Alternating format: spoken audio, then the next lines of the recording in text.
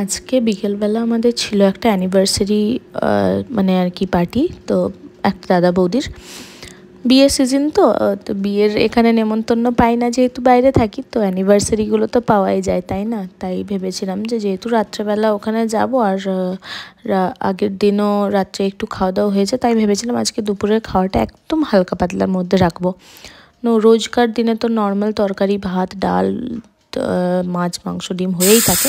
আজকে হয়েছিল একটু হালকা কিছুই রান্না করব। তো এই রান্নাটা করতে করতে আমার বেশ স্কুলবেলার ছোটোবেলার কথা মনে পড়ে গেল। ঠিক তখন 10টা সাড়ে 10টার সময় যখন স্কুল যেতাম, তখন দিদার কাছে এরকম প্রতিদিন গরম ভাত ঘি দিয়ে আলু সেদ্ধ দিয়ে খেয়ে আর যেতাম।